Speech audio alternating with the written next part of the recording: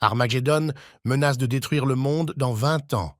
Alors le professeur envoie Daniel dans un autre monde pour devenir le plus fort d'un monde nouveau et étrange. Daniel fait semblant de le croire, mais suggère qu'il soit d'abord testé pour la démence. Mais peu importe combien il résiste, il s'envole dans l'abîme que le professeur a décidé d'utiliser pour aller dans un autre monde. Arrivé dans une autre dimension, Daniel apparaît immédiatement devant 3 guerriers et des enfants vêtus des vêtements des temps anciens. Les guerriers ne perdent pas de temps et décident d'attaquer le type qui vient d'apparaître devant eux. De manière inattendue pour lui, Daniel découvre en lui un pouvoir magique et repousse les guerriers agressifs. Ils adorent, admettant immédiatement leur défaite et surprenant le garçon lui-même. 2 enfants se sont immédiatement approchés du garçon, l'appelant leur jeune maître et le remerciant de l'avoir sauvé. Dans un premier temps, Daniel décide de rester dans ce monde pour cultiver son énergie et développer sa magie. Mais bientôt, il devient magistrat. Les gens ordinaires ont commencé à se tourner vers lui, le suppliant de les aider. Il s'est avéré que dans ce monde, le pouvoir est occupé par des scélérats qui n'ont apporté que du malheur aux gens ordinaires. Daniel a décidé de sauver ce monde. Il utilisera tout ce qu'il possède et établira la loi et l'ordre dans ce monde.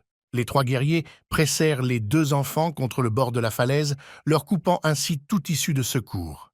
Ils s'attaquent aux enfants avec des épées dans l'intention de les tuer. Soudain, la foudre tombe entre les assaillants et les enfants.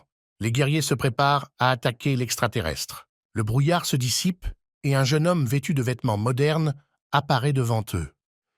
Il est surpris d'avoir atterri en toute sécurité. Le garçon remarque devant lui des gens étrangement habillés et demande qui ils sont. Les enfants étranges sont très heureux de le voir et l'appellent le jeune maître. Ils se réjouissent qu'il ne soit pas mort. Les assaillants sont également surpris qu'il ne soit pas mort et décident d'achever le jeune propriétaire avec leurs propres épées. Daniel essaie d'arrêter les étranges guerriers et dit qu'il n'a aucune plainte contre eux. Soudain, un courant d'énergie jaillit de la main tendue du garçon, frappant les assaillants. Daniel lui-même s'émerveille de sa nouvelle force puissante. Les guerriers tombent le front contre terre et supplient de ne pas les tuer. Le garçon est surpris qu'il se soit rendu sans se battre. Les assaillants promettent de revenir pour se venger et s'enfuir de la falaise. Le héros et le garçon aux vêtements étranges sont surpris par le soudain changement des événements. Les enfants se réjouissent que le danger soit passé et tendent la main au jeune propriétaire. Il essaie de leur expliquer qu'il n'est pas ce qu'ils pensent. Les enfants se réjouissent de pouvoir vaincre les crétins du clan Blood Moon et le faire tomber de la falaise grâce au nouveau pouvoir du jeune maître Daniel. Daniel se souvient qu'il y a seulement quelques heures, il est retourné au temple de la lampe allumée. Le professeur décide de dire au garçon quelque chose d'important. Le héros se méfie du ton sérieux du maître. Il se souvient comment, sur ce même ton, il l'avait envoyé à l'abattoir pour l'entraîner à tuer. Ou comment, avec une expression calme sur le visage, il a battu le directeur de l'école, venu inviter Daniel au lycée. Le professeur a forcé le héros à apprendre le vrai combat au poing et le développement de l'énergie intérieure. Mais après de nombreuses années d'entraînement, rien n'a changé sauf la forme physique du garçon. Le professeur dit qu'il a appris que les extraterrestres des étoiles polaires fabriquent des armes pour détruire la Terre en 20 ans. Daniel dit que détruire la Terre n'est pas si important. Il suggère plutôt de vérifier la température et le bien-être du vieil homme.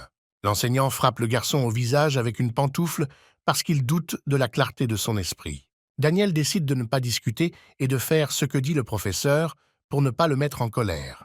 Le professeur dit que pour empêcher la destruction de la Terre, il enverra Daniel dans un autre monde pour étudier les arts martiaux.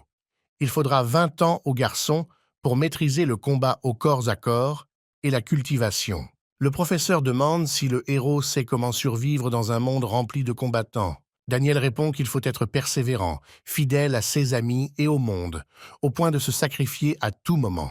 En récompense d'une telle réponse, le garçon reçoit une autre pantoufle sur la tête. Le professeur dit que l'on ne peut survivre qu'en sachant quand et où courir.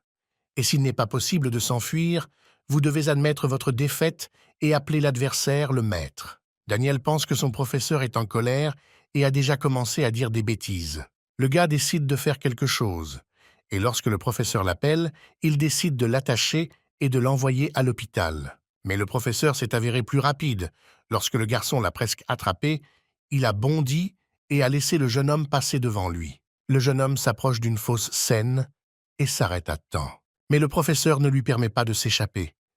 Il pousse Daniel dans le dos pour qu'il tombe dans la fosse. Le garçon n'a pas le temps de faire quoi que ce soit et commence à tomber dans le trou et à crier, demandant quand grand-père a réussi à creuser un tel trou. Le maître est content de lui car il a passé 10 ans à créer cette fosse et à l'activer avec son sang. En temps réel, Daniel et les enfants arrivent dans la ville de Taipei. Le garçon commence à s'entraîner dans la cour avec une pierre tous les jours. Les enfants sont étonnés par les changements soudains de comportement de leur jeune maître. Le héros apprend non seulement les simples combats au poing, mais aussi comment cultiver et utiliser son nouveau pouvoir. Daniel est content, car la technique de combat qu'il a utilisée, malgré la douleur dans le monde réel, s'avère ici très puissante. Le messager informe les fonctionnaires que le jeune maître a décidé de confier pour le moment tout le travail à son adjoint, Zhu. Les fonctionnaires ne sont pas contents que le jeune maître les ait laissés sans instruction, mais sont convaincus que Taibai sera mieux loti sous l'ordre de Zhu. Sheng Longxing, l'un des fonctionnaires, envisage d'occuper le poste de magistrat. Mais pour ce faire, il doit attirer Daniel hors du territoire sûr. Le garçon court vers le jeune propriétaire et l'informe que quelqu'un est venu rendre justice. Daniel décide de diriger le tribunal en tant que magistrat, ce qui surprend le garçon, qui n'est pas habitué au fait que le jeune maître puisse être responsable et audible. Le procès commence. Madame Li demande de l'aide. Daniel reçoit un papier sur lequel est écrite une plainte, mais incapable de lire la langue ancienne, Tom demande au garçon Qin Feng de le faire. Le garçon lit que Hang Wei est entré par effraction dans la pharmacie hier et a demandé de l'argent. Lui et ses voyous ont tout détruit dans la pièce et ont battu son mari. Daniel a écouté la plainte et a décidé de mener une enquête auprès des participants à l'affaire.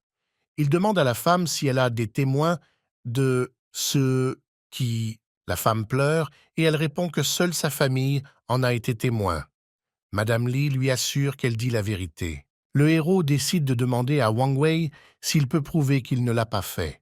Il répond qu'il a acheté leur pharmacie il y a longtemps et qu'il peut montrer le contrat. Daniel regarde attentivement le contrat qui est signé sous la forme d'une empreinte palmaire. La femme crie qu'ils ont battu son mari et qu'ils ont eux-mêmes fait une marque. Le gars déchire le soi-disant contrat de vente, convaincu que Madame Li disait la vérité. Il crie que l'encre n'est même pas sèche et il tente de le convaincre que le contrat a été signé il y a longtemps. Il ordonne à toutes les personnes impliquées de lui être amenées. Madame Li remercie Daniel. Il lui assure que tant qu'il sera ici, personne ne commettra plus de crimes en toute impunité. Ils se disent au revoir et Daniel leur ordonne de venir si quelqu'un fait du mal. L'agent Ma parle au héros de la secte Shenong, qui constitue une menace pour la ville depuis des années. Daniel décide d'y mettre fin une fois pour toutes. Un autre agent court dans le hall et raconte que des voyous ont attaqué la pharmacie et volé Madame Li et sa fille. Le connétable dit que beaucoup d'hommes sont morts en essayant de résister. Il dit avoir vu 4 grands gardes de la secte Shenong conduire un groupe de voyous directement au banc médical. Daniel décide d'utiliser cet événement comme entraînement et se rend directement sur le territoire de la secte Shenong et ordonne aux gendarmes Ma de l'y conduire. Le héros change de vêtements et refuse l'aide des combattants, affirmant que sa force sera suffisante. Le gendarme Ma l'emmène au nid de la secte Shenong dans la forêt de pierre. Daniel demande quel est le nom du chef de la secte, puis appelle bruyamment Sita Jing. Les membres de la secte Shenong se précipitent pour attaquer Daniel, qui ne tente même pas de s'échapper, car il a confiance en ses capacités. Le héros court adroitement entre les soldats, les écarte et se dirige vers la porte. D'un seul coup de pied, il fait tomber la lourde porte de fer menant au territoire de la secte. Soudain, une immense silhouette apparaît devant Daniel. Il croise le fer. Il s'avère qu'il s'agit de l'un des 4 grands gardes, Suji. Il jette un regard de défi au garçon et lui promet une mort rapide pour son courage. Il admet que c'est lui qui a volé Madame Li et sa fille et tué les agents de la ville et dit que son épée a toujours soif de sang. Daniel s'approche rapidement de Suji et apporte l'épée. Le guerrier n'a pas le temps de réagir et tente de s'enfuir. Le garçon sourit en passant devant Suji. Il dit que les équipements d'abattage de porc fonctionnent mieux sur de telles écumes. Le guerrier commence à s'étouffer et à cracher du sang parce que Daniel s'est coupé le cou. Tous les membres de la secte se sont alignés devant le garçon et lui ont promis de le tuer. Le messager court vers le chef de la secte et lui crie qu'il a de mauvaises nouvelles. Le chef lui dit de se calmer et de le dire. Le messager pâlit et dit que le magistrat a fait irruption sur leur territoire en se battant. Tout le monde dans la pièce se met à rire, pensant que c'est une blague. Le messager dit que Daniel a vaincu Sudzi et se dirige vers le chef. Le chef se tient devant le messager et dit que personne dans cette dimension ne peut vaincre Sudzi. Un autre messager arrive avec un rapport et dit que Elder Song vient d'être tué. Le chef de la secte ordonne de capturer le magistrat et de le lui amener. Daniel se tient devant l'armée vaincue de la secte. De tels scélérats ne méritent qu'une mort de cochon. Le garçon quitte la porte principale de la secte et se dirige vers la forêt. 4 connards sont assis autour d'un feu et discutent du plaisir qu'ils ont eu hier avec la fille qu'ils ont volée. Madame Lee et sa fille gisent mortes à côté d'eux. Daniel s'approche d'eux et leur dit que ce sera le dernier rire qui leur échappera. Il les tue un à un sans montrer aucune pitié. Il promet que toutes les ordures impliquées dans la mort de Madame Lee et de sa fille mourront de ses mains. Le messager court vers le chef de la secte et lui dit que tous les guerriers d'élite ont été tués. Il suggère de faire semblant d'être à la merci du magistrat et, le moment venu, de le tuer. En réponse à une telle proposition, le chef de la secte se fait exploser la tête. Le chef de la secte crie qu'après que le garçon ait tué l'élite de son armée, la seule option dont il dispose est de le mettre en pièces. Les guerriers sortent leurs épées et soutiennent l'idée du chef. Soudain, le mur s'effondre derrière eux et Daniel se retrouve enfin nez à nez avec le chef de la secte. Des guerriers de la secte se tiennent entre Daniel et Situ Jing.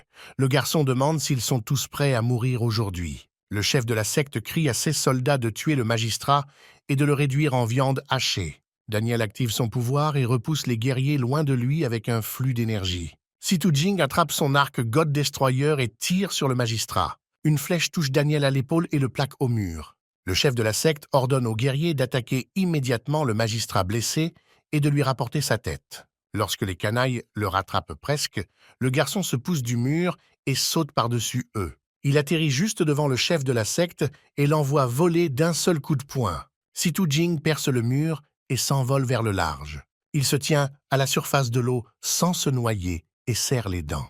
Daniel le rattrape rapidement et le frappe à nouveau, le repoussant encore plus. Situ Jing rit de la situation. Daniel dit qu'il le laissera choisir comment il veut mourir.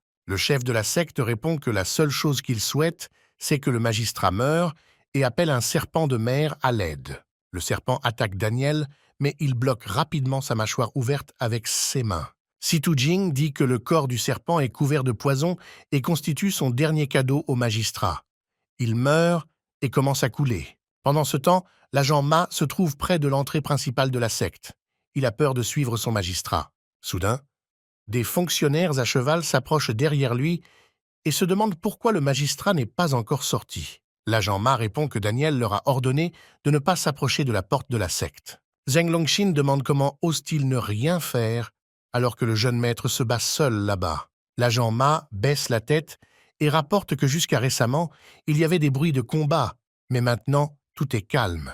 Zheng Longshin et Lord Zhu décident de pénétrer sur le champ de bataille et de sauver le jeune maître. Les deux se révèlent de mèche avec Situ Jing. Ils décident de le découvrir en personne. Les hommes arrivent dans la salle de Situ Jing et trouvent Daniel en train de rôtir la viande du serpent vaincu. Les deux traîtres font mine de se réjouir de la victoire du magistrat et le félicitent. Daniel s'assoit calmement sur le trône brisé et mâche tranquillement la viande. Les traîtres lui proposent de rentrer chez lui et de les laisser rétablir l'ordre ici. Daniel demande s'ils ont oublié de lui dire quelque chose. Les deux hommes sursautent de surprise. Lord Zhu ordonne aux guerriers de capturer et d'amener ici Huang Wei, qui dirige la pharmacie. Bientôt, il est amené dans la salle et il commence immédiatement à demander grâce. Daniel dit que Madame Lee et sa fille ont dû supplier de ne pas les toucher non plus.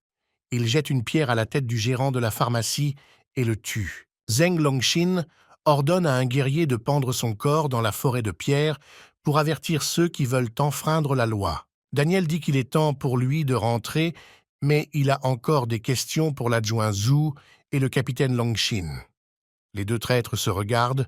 Daniel dit qu'il se demande qui était derrière tout ce plan et la tentative de se débarrasser de lui. Le commis en chef Feng entre dans la salle et dit que les captifs ont révélé que le capitaine Longshin et l'adjoint Zhu étaient de mèche avec la secte Shenong et prévoyait d'attaquer les gardes de la ville. Daniel lui demande quel châtiment attend ceux qui ont conspiré avec la secte ennemie, tué des innocents et projeté de tuer le magistrat. L'employé Feng répond que ces criminels ne peuvent être qu'exécutés. Daniel sourit et demande ce qu'ils peuvent dire pour leur défense. Les deux traîtres répondent que tout est réglé ici et qu'ils vont vaquer à leurs occupations. Le magistrat répond qu'il ne les retiendra plus et tend son épée à terre. L'épée frappe directement Zheng Longxin. Daniel dit que tous les membres de la Blood Moon Sect seront tués. Zheng Longxin tombe mort et l'adjoint Zhu tente de s'échapper. Daniel demande où le magistrat adjoint est si pressé et pointe son épée. Le garçon manque et le traître tombe à terre et dit qu'il est un fonctionnaire de la ville et qu'il ne peut pas être tué. Soudain, Feng Yangxing commence à frapper l'adjoint à la tête avec un marteau.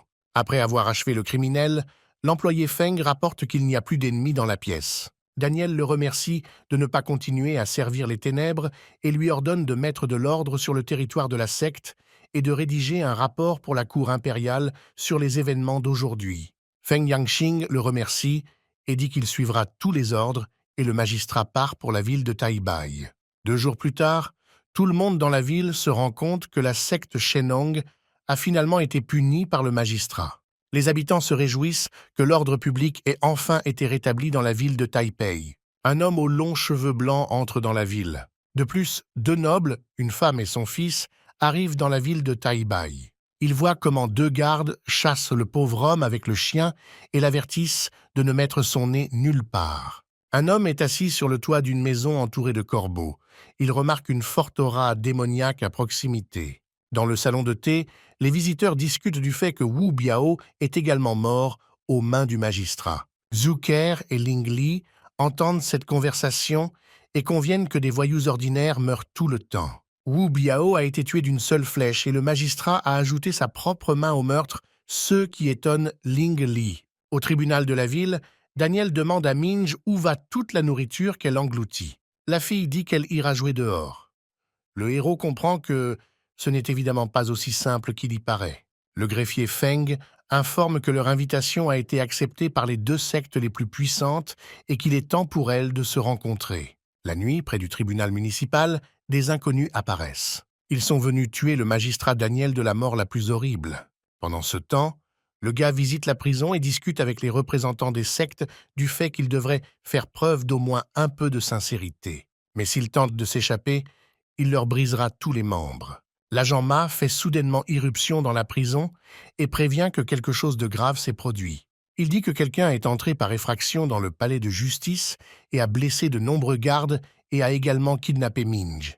Daniel ordonne d'appeler immédiatement un médecin pour les blessés et promet de revenir bientôt.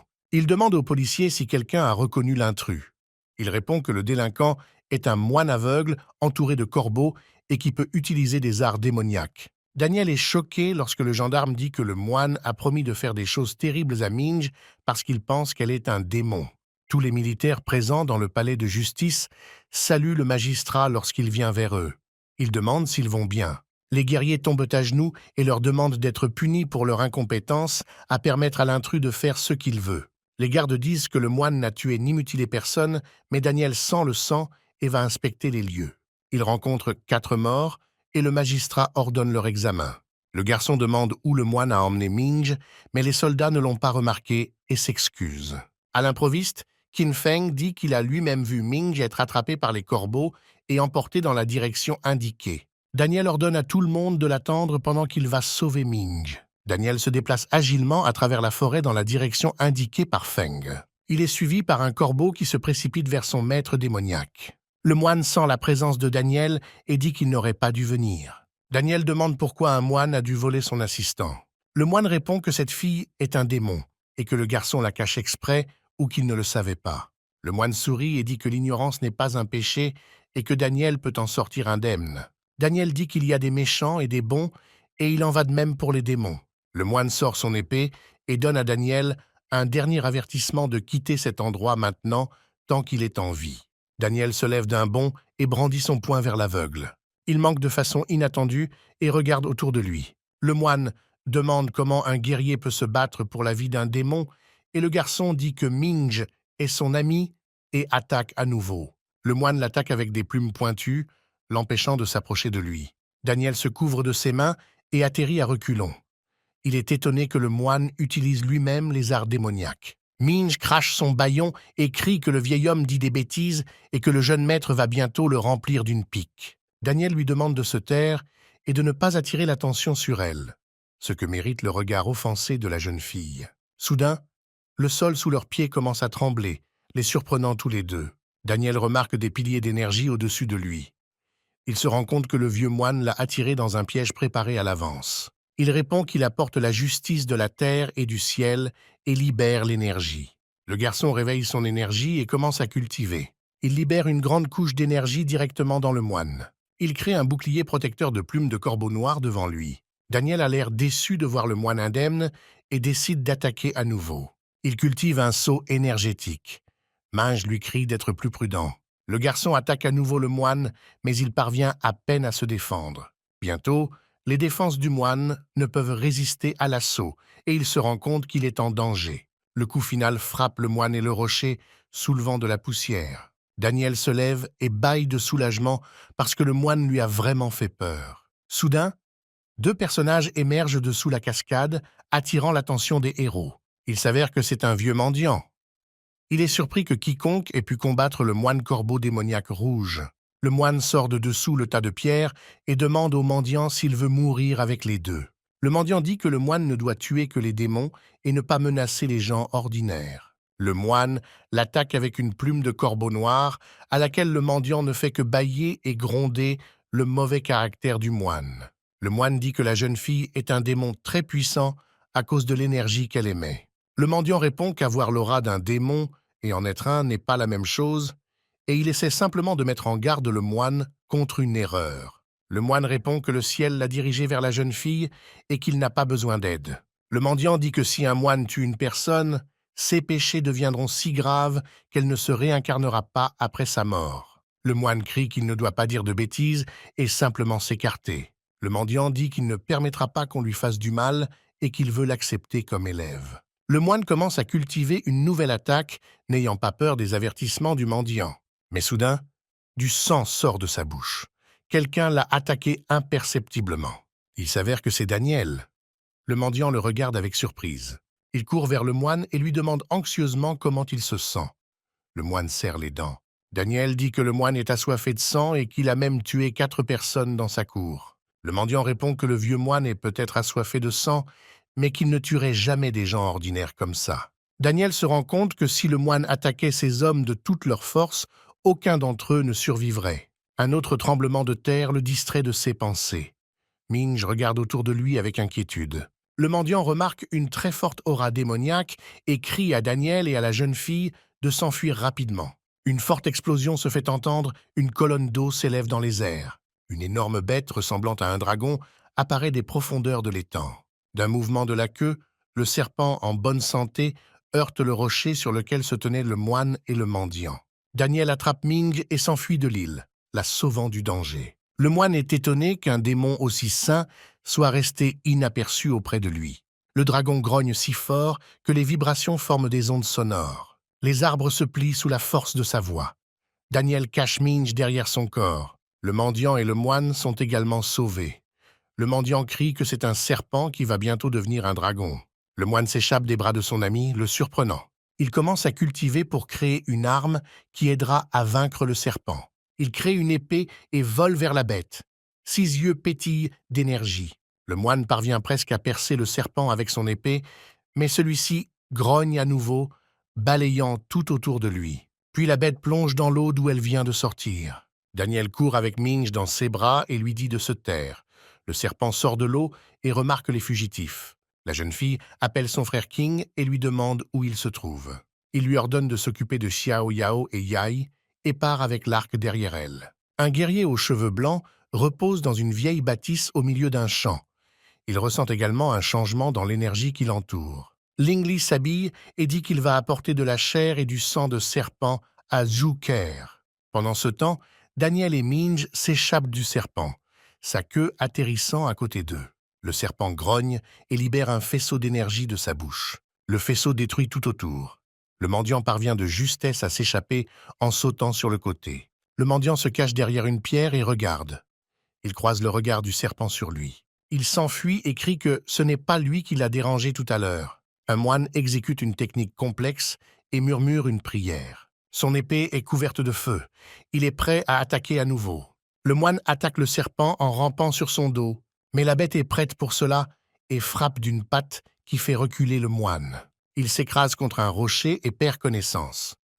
Daniel ne comprend pas pourquoi il ne pouvait pas rester assis. Le mendiant appelle Daniel à l'aide, mais celui-ci décide de continuer à courir. Un serpent plane au-dessus de l'homme, il s'accroche plus près de la pierre. Le serpent se prépare à attaquer le mendiant, concentrant son énergie dans sa bouche. Comme s'il entendait la prière du mendiant, l'homme aux cheveux blancs attaque le serpent avec son épée. Daniel ressent une aura puissante et se rend compte que l'homme a toutes les chances de tuer le serpent.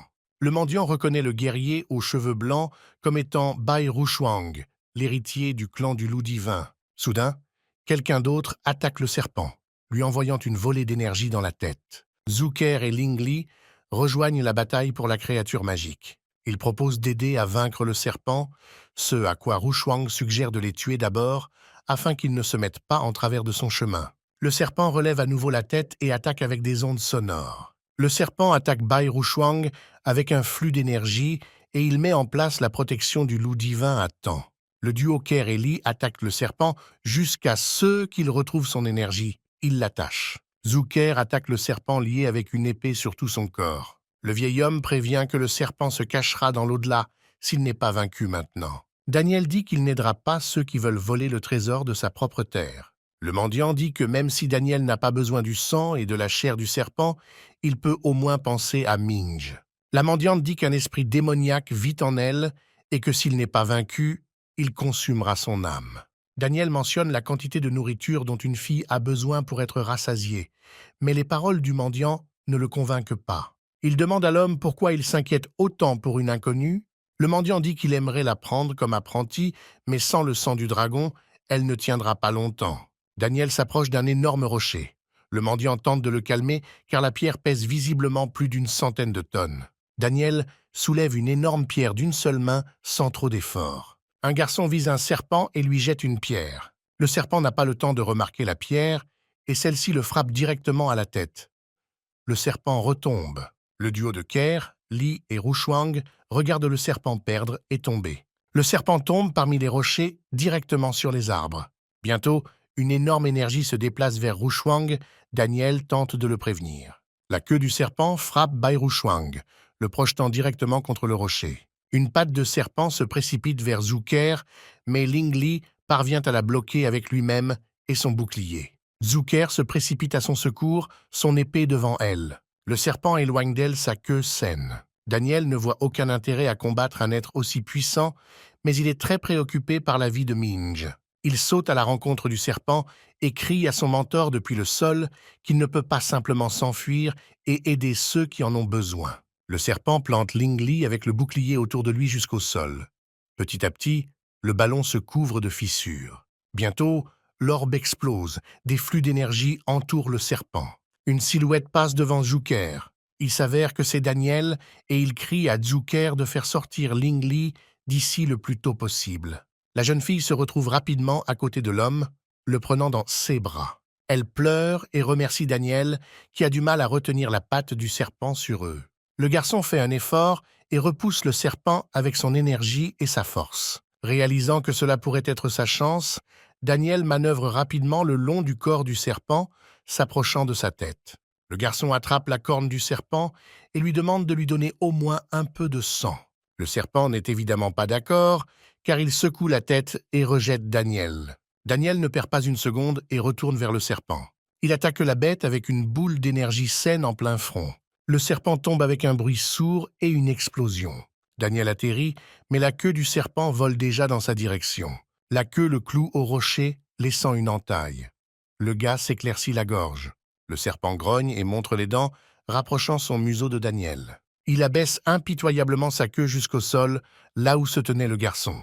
Une autre explosion retentit à l'endroit où se trouvait le serpent. Daniel s'avère être vivant.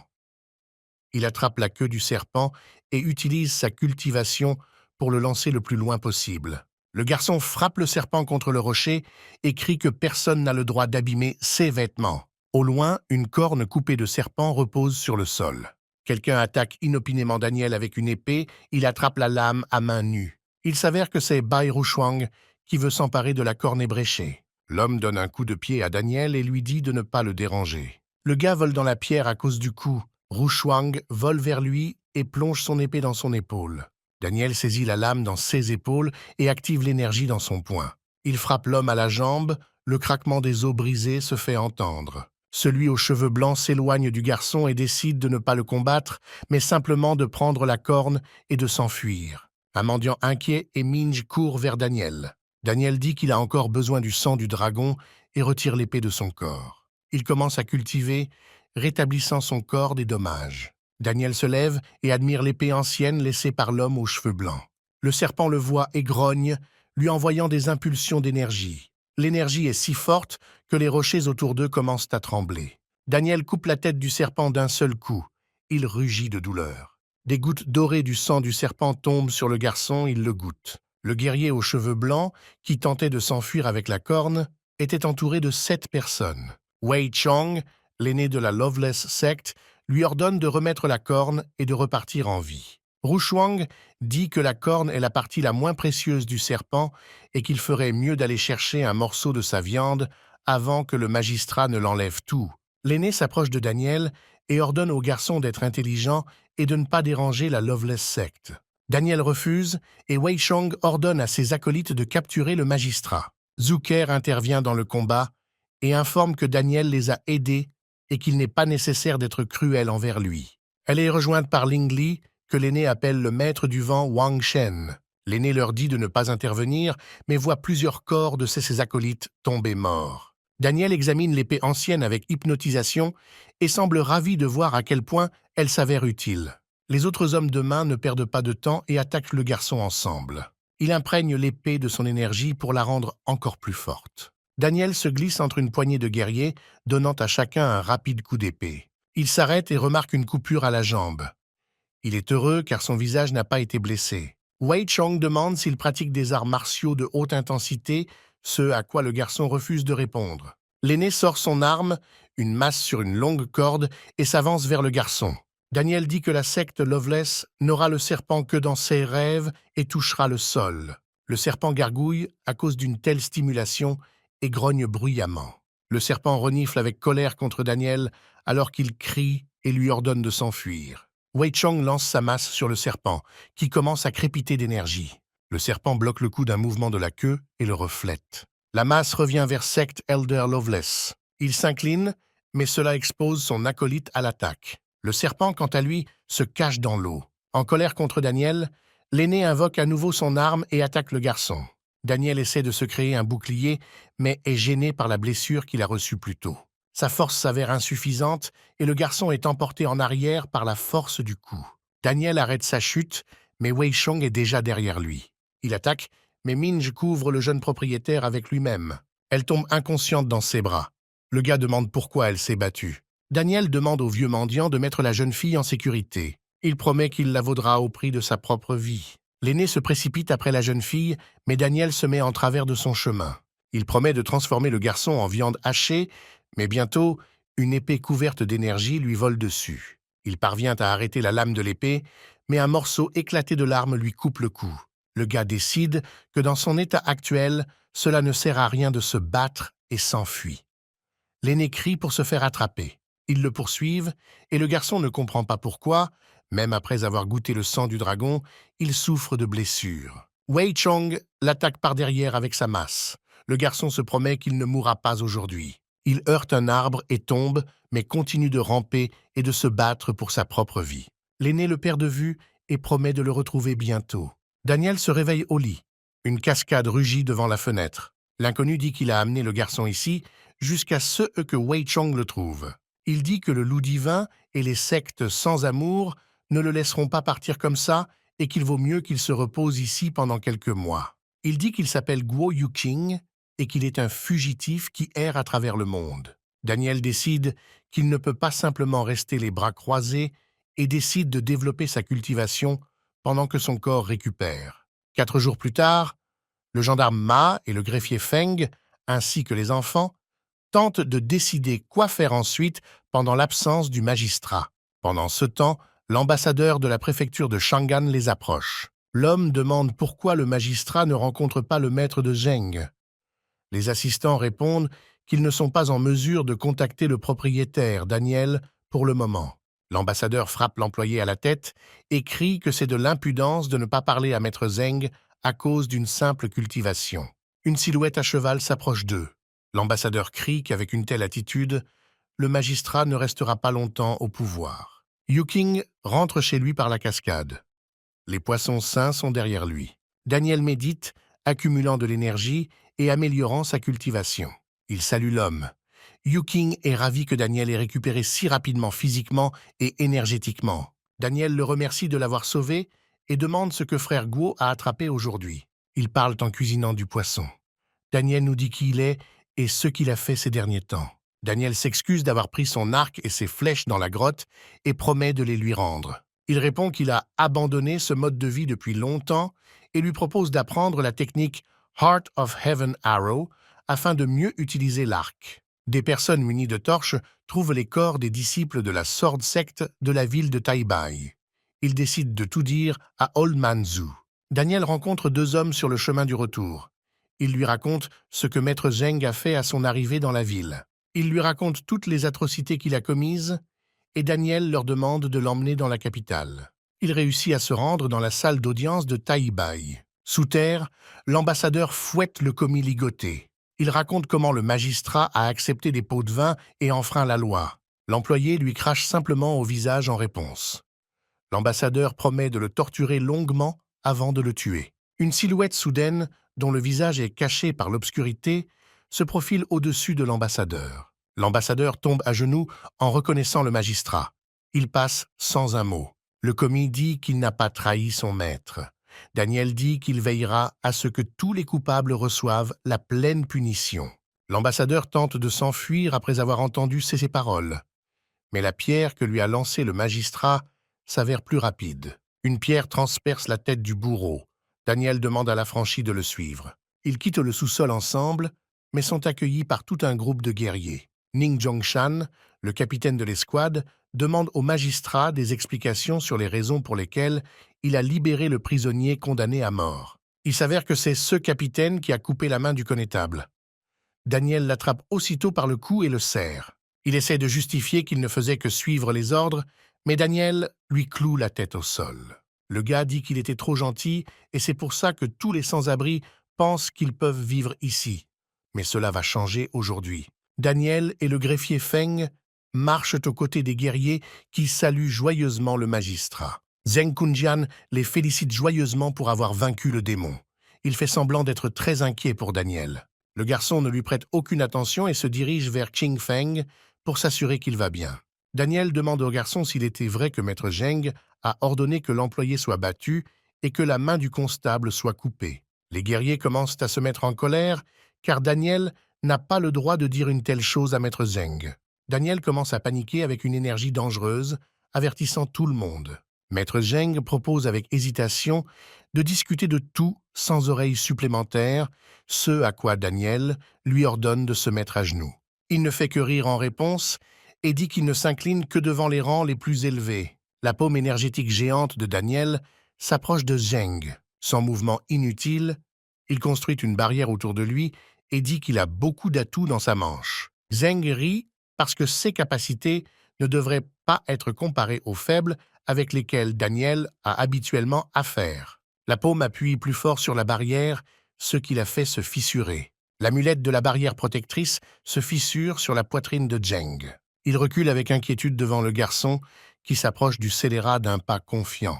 Zheng commence à cultiver et créer des aiguilles venimeuses à partir d'énergies qui peuvent détruire la capacité d'une personne à utiliser des techniques. Les aiguilles venimeuses agiront comme un insecte qui mange son hôte de l'intérieur. Daniel attrape toutes les aiguilles avec sa main, les jette et dit à Zheng de trouver quelque chose de plus puissant pour essayer de le battre. Zheng crée des insectes géants à partir de l'énergie et attaque le garçon.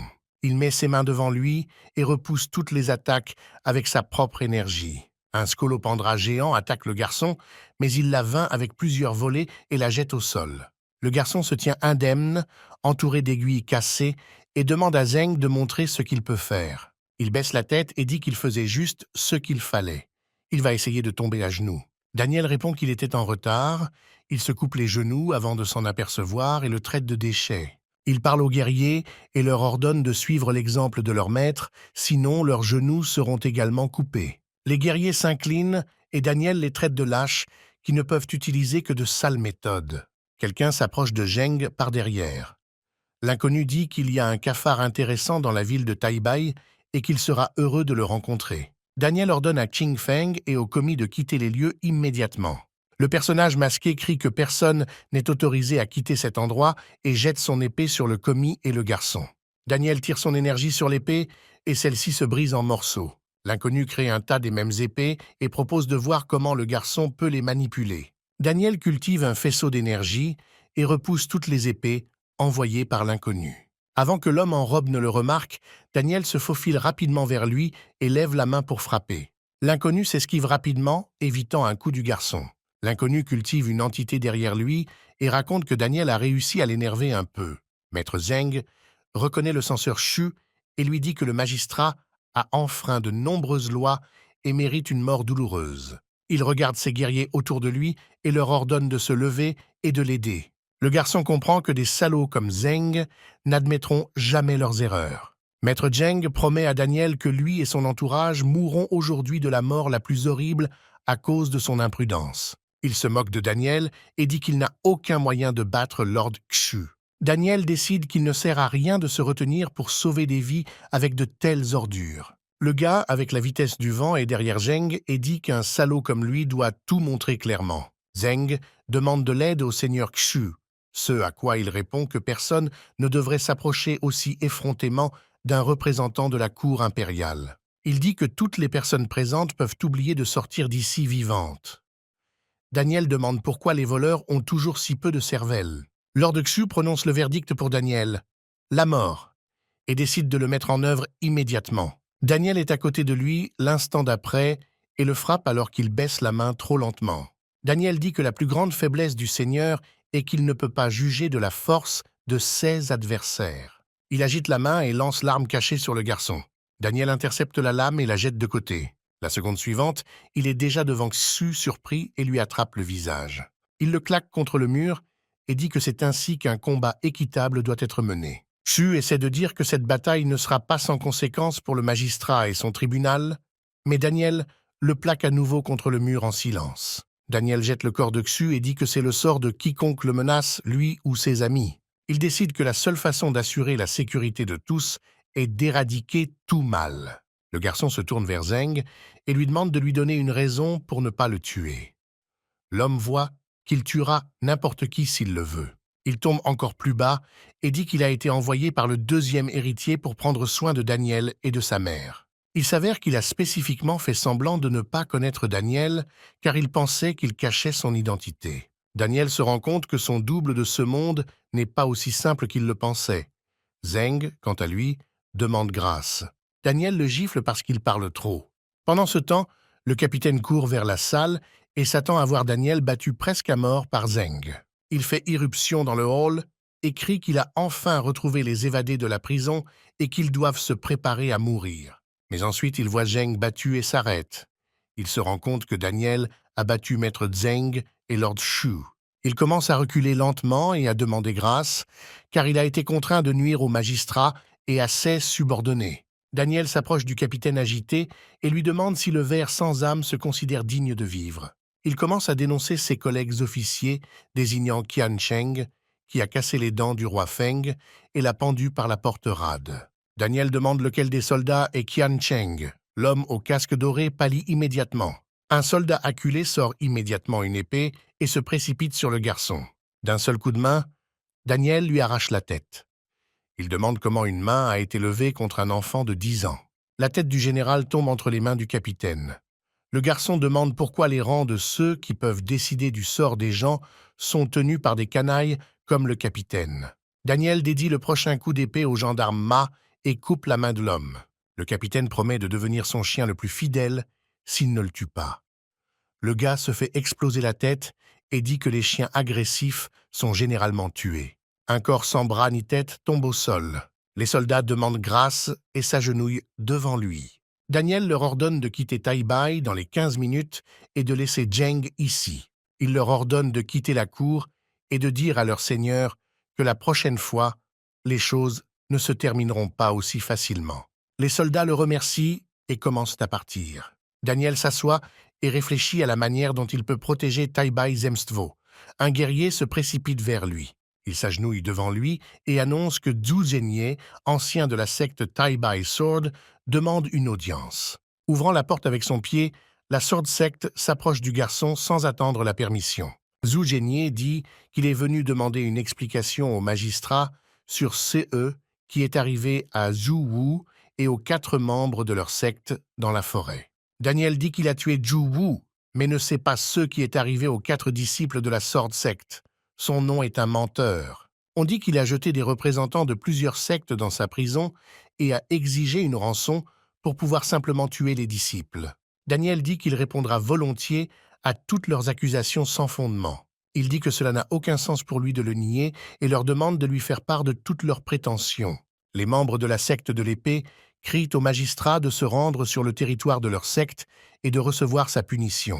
Ils disent qu'il est un meurtrier et exigent qu'il s'excuse auprès du père de Zhu Wu, que le garçon a tué. Daniel refuse de s'excuser et les membres de la secte commencent à le traiter de gros mots. L'aîné crie à tout le monde de se calmer et de reculer. Daniel demande ce qu'il peut faire exactement pour aider la secte. L'aîné répond que ces questions se décident par 2 épées. L'aîné promet que si Daniel résiste à 2 coups d'épée, il ne dérangera plus la cour de Zemstvo. Daniel accepte et demande à l'aîné d'agir. Zhu Zhenye suggère au magistrat de se préparer d'abord, car son avenir dépend de ces 2 coups. Les membres de la secte se réjouissent que le magistrat perde bientôt la tête.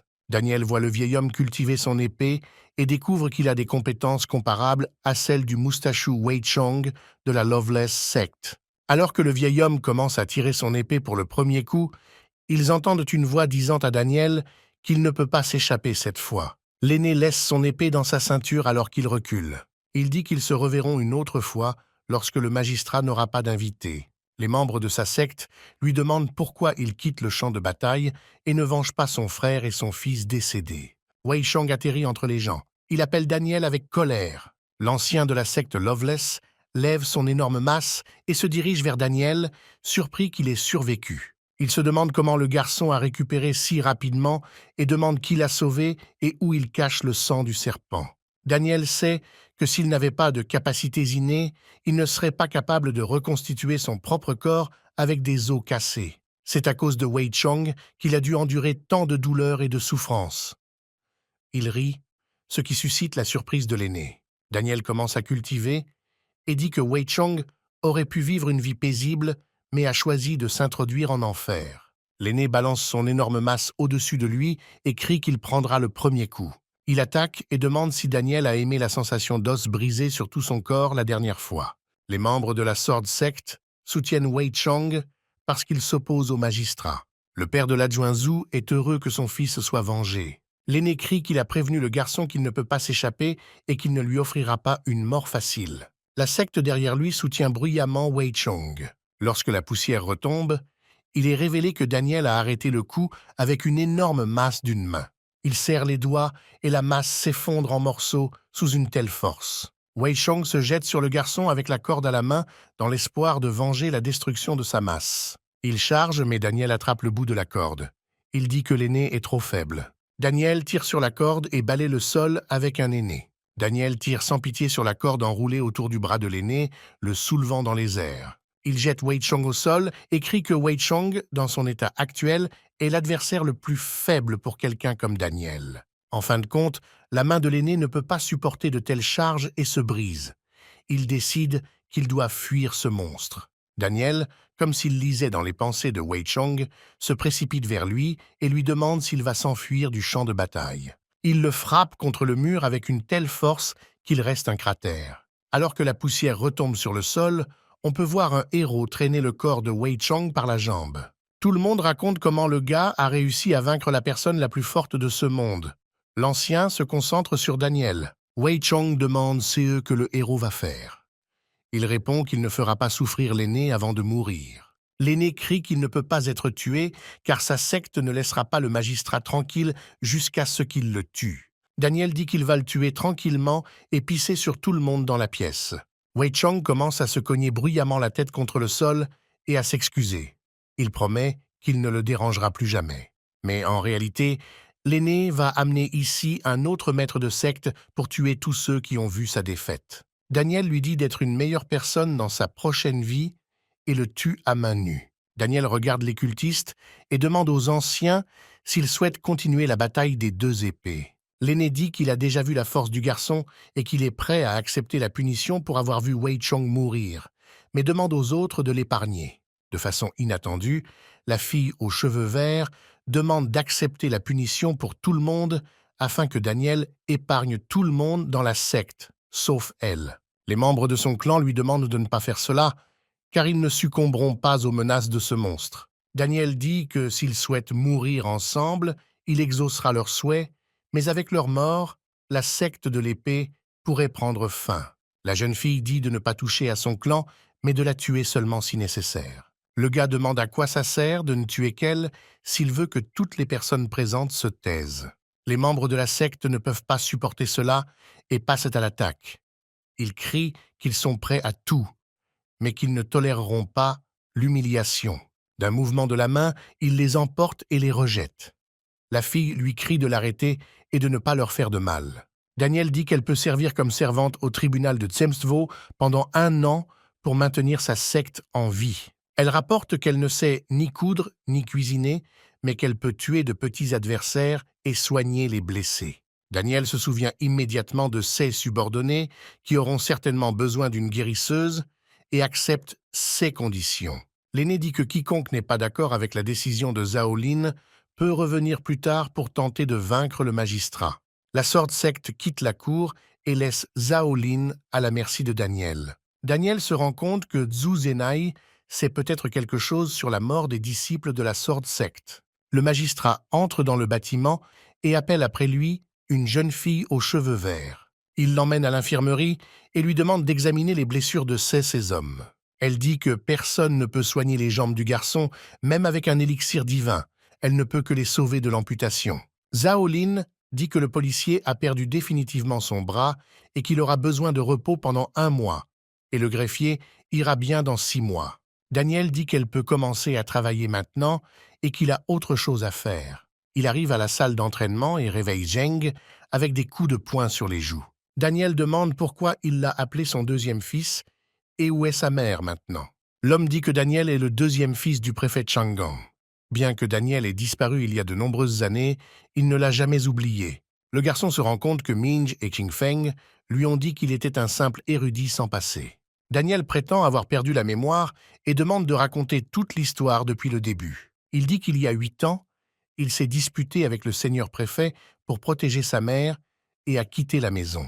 La vie de cette femme est devenue insupportable par la suite. Elle a été harcelée et battue chaque jour jusqu'à ce qu'elle soit expulsée de la maison et devienne couturière. Avant que le préfet n'accède au pouvoir, il était un pauvre érudit, tandis que madame était la plus belle héritière d'une noble famille militaire. Il a gagné un rang pour sa beauté et a rencontré par hasard une madame et sa beauté l'a conquis. Après beaucoup de persuasion et un travail minutieux, il a gagné l'approbation de la famille de madame, l'a épousée et est devenu un riche fonctionnaire de l'Empire Qin occidental. Et maintenant, il contrôle le 4e plus grand territoire de l'Empire, appelé le Grenier de l'Empire, la préfecture de Chang'an. Tout allait bien jusqu'à ce que la famille de madame se range du mauvais côté lors d'un incident politique et perde tout pouvoir. La famille de madame a déployé ses dernières forces, espérant le soutien de Lord Li, mais de manière inattendue, il les a trahis et a rejoint les forces ennemies. Daniel n'avait qu'1 mois lorsque ces changements se sont produits. Avec le déclin de la famille de madame, sa propre position dans le domaine est ébranlée. Daniel était un enfant talentueux, mais on ne lui a jamais donné la chance de briller, et au contraire, il a été réprimé. Madame vivait déjà dans une petite maison à cette époque, mais le propriétaire a décidé de la réinviter. Daniel et son père se sont disputés. Il a dit qu'il n'y retournerait jamais tant qu'il ne se serait pas fait un nom. Pendant ce temps, sa mère a été renvoyée définitivement du domaine. Si madame n'avait aucun espoir de revoir son fils, elle serait morte seule depuis longtemps. Zheng dit que madame souffre beaucoup et a perdu la vue, mais elle attend toujours le retour de son fils. L'homme rappelle que le garçon est déjà magistrat, et probablement qu'avec un tel nom, il peut déjà aller à la préfecture et emmener madame ici. Daniel sait qu'il n'y a rien de bon caché dans les paroles de cet homme, et la préfecture de Chang'an est plus une tanière de tigres qu'une patrie. Daniel se souvient avoir demandé à son mentor qui étaient ses parents, mais il n'a jamais répondu. Le garçon rejette les convictions de l'homme et dit qu'il se rendra lui-même à la préfecture. Zheng est surpris que Daniel ait décidé de faire une chose aussi stupide, car dans la préfecture, seule la mort l'attend. Le héros dit qu'il tuera tous les tigres de cette tanière qui oseront rugir contre lui. Daniel décide que planifier son retour devrait commencer par interroger le scélérat Zhang Kunjiang, car il en sait plus sur Chang'an que quiconque. Daniel pose des questions sur le censeur Xu, et Zhang lui dit que Xu venait de l'inspection préfectorale pour appliquer une loi uniforme dans tout l'Empire. Le censeur Xu était un pro de la secte du sable jaune et l'un des 27 censeurs de l'inspection. Les sectes Loveless et Yellow Sand font partie des 6 sectes les plus anciennes et existent depuis des milliers d'années. Daniel demande à quelle vitesse le meurtre du censeur sera soupçonné. L'homme répond qu'avec les efforts nécessaires, il peut le cacher pendant 3 mois. Daniel estime qu'au rythme actuel de développement du pouvoir, il sera alors si puissant que l'inspection s'enfuira avec sa queue. Mais il avait déjà libéré les disciples de la Sword Sect, il était donc peu probable qu'il puisse le cacher pendant 3 mois. Daniel se lève et appelle les gardes pour menotter Zheng à des blocs de bois. Daniel dit qu'il vaut donc la peine de noter l'emplacement des forces militaires et des sectes de Shangan. Mais s'il cache quelque chose ou ment, il doit se préparer à une mort douloureuse. Daniel se souvient du nombre d'adversaires qu'il a vaincus et de la façon dont il a développé sa cultivation et son corps en si peu de temps. Et maintenant, il décide de maîtriser le feng shui et les formations que son mentor lui disait tout le temps. Il mentionne à quel point le vieux verset est absurde, mais dans ce monde, ces choses peuvent être d'une réelle utilité. Les formations, selon l'instructeur, sont des structures de protection formées entre des arbres, des pierres et des personnages. Au réveil le matin, il sort et appelle les gardes. Il est temps de revivre les formations dont il s'était souvenu en 2 jours de méditation.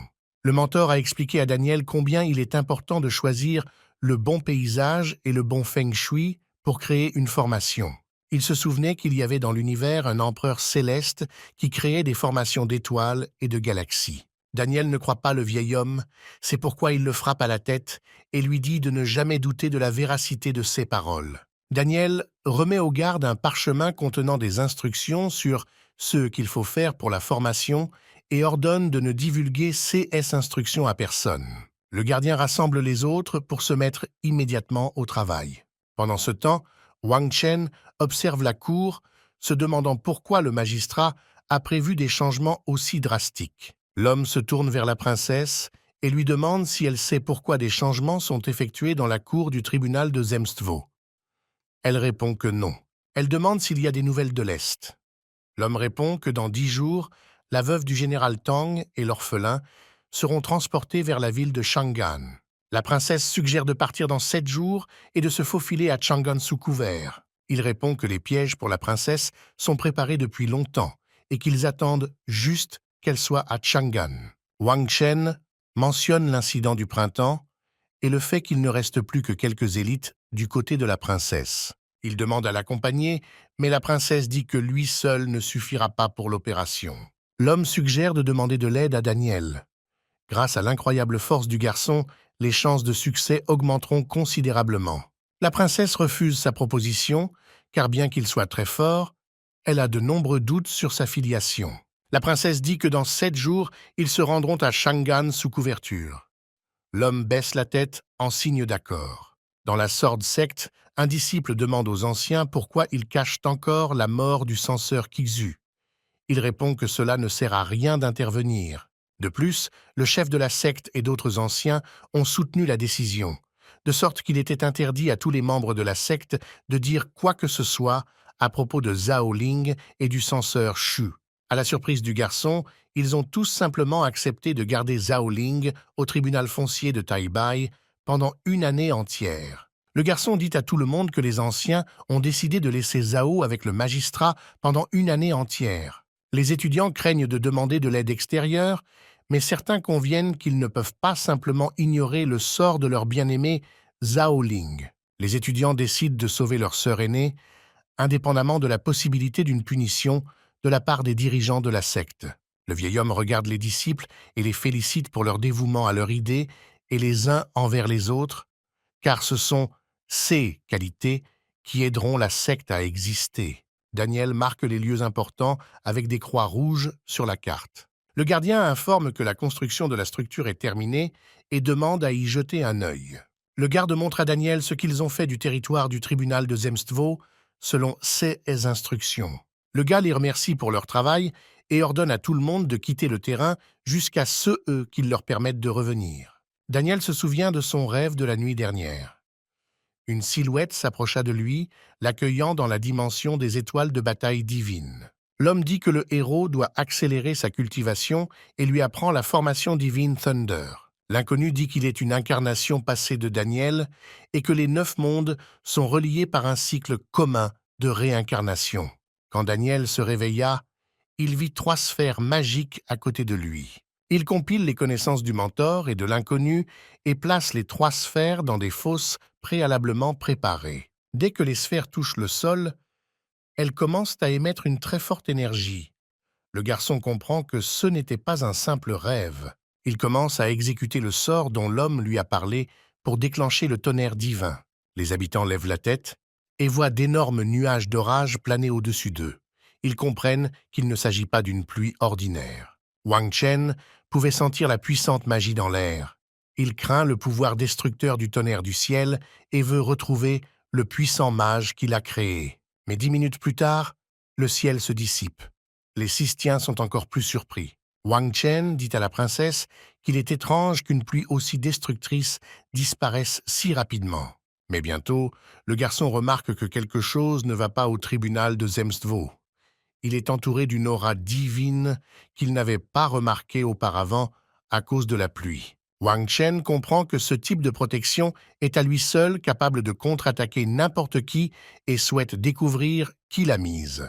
Daniel respire lourdement à cause de l'épuisement. Il ne s'attendait pas à ce que le tonnerre divin absorbe autant de son énergie. Il décide de restaurer l'énergie afin d'achever la formation des esprits de la terre et du ciel comme prochaine étape. Il choisit une pierre qui se trouve à 1 mètre de l'endroit où il devrait et réveille d'un coup les esprits de la terre. Des impulsions d'énergie se propagent dans toute la ville, le sol sous les pieds commence à trembler. Daniel se rend compte que la formation des esprits célestes et terrestres a été établie et que les 2 énergies se mélangent à merveille. Il se souvint des paroles de Guo Yuqing selon lesquelles le garçon ne pouvait pas cultiver le qi à cause de sa forme physique. Il a dit que Daniel avait besoin d'un espace spécial pour cultiver son qi intérieur. Daniel a pris ces paroles au pied de la lettre et n'a pas cherché un tel domaine, mais l'a créé lui-même. En raison de l'équilibre parfait entre les énergies de la terre et du ciel, même l'armée la plus puissante ne peut pas résister à la défense du tribunal du Zemstvo. Wang Chen suggère que la princesse fasse équipe avec Daniel afin de ne pas devenir une force aussi vulnérable. La jeune fille refuse, car ils ne savent pas quelles forces puissantes peuvent se trouver derrière le magistrat et s'ils lui seront hospitaliers. La jeune fille propose d'en apprendre davantage sur le mécène Daniel en premier lieu, afin de décider comment agir davantage. Zhao Ling remarqua immédiatement l'énergie dense qui était apparue à cet endroit et anticipait déjà à quelle vitesse sa cultivation se développerait. Daniel s'approche d'elle et lui demande pourquoi elle se soustrait à ses fonctions. La jeune fille hurle devant la soudaineté de son apparition. Le gars la calme et lui demande comment se sentent ses subordonnés. La jeune fille répond que l'employé Feng peut déjà marcher sans aide. Quant au gendarme, il a repris conscience et doit se reposer encore 5 jours, et il est peu probable que le petit garçon marche tout seul. Mais avec autant d'énergie, il y a une chance qu'il soit capable de marcher dans 6 ans. Mais le niveau d'énergie doit être constamment élevé. Daniel s'étonne que la récupération dépende de la densité énergétique, ce qui surprend la jeune fille, car c'est l'énergie qui est responsable de la santé. Le gars dit qu'il va maintenir cette énergie tout le temps, ce qui fait rire la fille, car elle pense que l'anomalie a causé cette énergie. Daniel part et dit que la fille doit être un peu plus prudente et avoir confiance en lui. Le gars entre à l'hôpital et souhaite à tous un prompt rétablissement. Les hommes disent que tout cela est dû au travail acharné de Zhao Ling. King Feng remercie d'avoir pris soin de lui et Daniel promet qu'il trouvera certainement un moyen de guérir complètement ses jambes. Les hommes disent que Ming n'est jamais revenu et qu'ils ont envoyé plusieurs équipes de recherche pour la sauver, mais en vain. Le gars dit qu'il sait où est l'estimate, bien qu'il ait convenu avec le mendiant qu'il se rencontrerait au tribunal de Zemstvo, il ne s'est jamais présenté. Le garçon dit qu'il va à Shangon pour amener sa mère. L'employé répond qu'il doit faire attention, car il a toutes les chances de mourir. Daniel donne au roi Feng 3 tablettes de jade en lieu sûr. Il explique qu'ils sont responsables de la sécurité de la formation autour du tribunal de Zemstvo. Même si quelqu'un de niveau maître pensait les attaquer, la formation défensive retiendrait tout le monde. Le commis promet qu'ils garderont Taibai intact jusqu'au retour du maître de Shangan. Le lendemain, un petit détachement s'avança vers Shangan. Daniel emmena Zheng avec lui pour le guider. La jeune fille dit qu'on peut lui faire confiance et qu'elle prendra soin de la santé de tout le monde ici. Soudain, un épéiste apparaît à l'horizon. Voici Zhao Yu, un disciple du cercle restreint de la Sword Sect. Le deuxième disciple se réjouit car Daniel n'a aucune chance de tenir tête au maître de l'épée fantôme et ils emmèneront certainement Zhao Ling aujourd'hui. La jeune fille dit qu'elle sera certainement à la maison aujourd'hui, ce à quoi Daniel répond qu'elle est nécessaire ici pour soigner les subordonnés blessés. Zhao Yu dit qu'il honorera l'accord de son mentor Shodo avec 2 coups d'épée et que si le garçon ne peut pas le supporter, ils emmèneront Zhao Ling. Mais si Daniel gagne, Zhao Yu l'aidera à survivre à Chang'an. Zhang comprend qu'avec l'aide de cet épéiste, Daniel a toutes les chances de réussir l'opération. Zhao Yu commence à cultiver et se prépare à attaquer. Il annonce le premier coup d'épée. Il donne le premier coup de poing et l'appelle Moonshine. Daniel comprend que le rayon des dégâts est petit, mais l'impact sera concentré. Il met son poing en avant et bloque le pouvoir de Moonlight avec son énergie. Zhao Yu lui dit de se préparer à une deuxième frappe appelée la lune dévastée. Daniel voit les subordonnés derrière lui et ne comprend pas si Zhao Yu essaie de tuer tout le monde ici. Daniel invoque le pouvoir des esprits de la terre qui arrête le deuxième coup d'épée. Zhao Yu dit qu'il n'a pas rencontré d'adversaire digne depuis longtemps et qu'il lui est très difficile de s'arrêter à temps. Zhao Ling crie que son frère a dû finir en 2 coups sûrs. L'homme dit au héros que le voyage à Chang'an sera très intéressant. Zhao Yu prenait un risque en appelant à une telle frappe. Mais Daniel a confirmé sa dignité lorsqu'il n'a pas hésité, mais a défendu les faibles. L'homme dit à Zhao Ling de rester ici pour s'entraîner et il emmènera le garçon aller-retour, puis la ramènera à la maison. Daniel demande si Zhang est heureux qu'ils aient une escorte supplémentaire. Il sourit simplement, embarrassé, et hoche la tête. En fin de journée, ils atteignent la ville de Ping'an. Ils décident de manger et de se reposer. Au marché, tout le monde crie à propos des plats les plus délicieux. Mais l'attention de Daniel est attirée par une grand-mère et une petite fille qui préparent des nouilles simples. Daniel dit qu'il n'a jamais mangé de nouilles aussi délicieuses auparavant, ce à quoi ses compagnons disent qu'il a perdu ses récepteurs à cause des batailles. Le garçon dit que même si les nouilles ne ressemblent pas aux plats raffinés qu'il mange habituellement, un sourire de sa grand-mère et de sa petite fille le remplit de joie. Vic tend quelques pièces d'argent et demande 2 autres portions de nouilles. Soudain, la paix est perturbée par 3 personnes qui commencent à leur demander de l'argent pour leur protection. L'un des scélérats prend de force ce qu'il a gagné et il devient clair qu'il profite simplement des pauvres et les menace eux-mêmes. Puis il se tourne vers sa petite fille et lui dit que leur dette est si grande qu'ils devront la mettre dans une maison close. Zhao Yu leur ordonne bruyamment de rendre l'argent et de s'agenouiller pour s'excuser auprès des femmes. Le scélérat se moque du beau garçon et lui dit de ne pas s'immiscer dans les affaires des adultes. Daniel et Zhao Yu sautent de leur siège et se préparent à combattre les voleurs. Ils leur disent d'attaquer en premier. Pendant ce temps, Zheng boit du thé avec contentement. Il sait que plus ils font de bruit, plus vite le préfet en aura connaissance.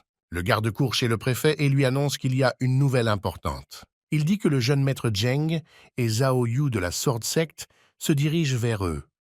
On a également appris que le censeur Xu avait été tué par un jeune propriétaire. Le conseiller indique au préfet que celui qu'on appelle le jeune maître est peut-être une autre personne aux capacités exceptionnelles. Le préfet dit qu'il n'a rien à craindre. Le magistrat peut venir le voir et rencontrer une digne rebuffade de la part de son propre père.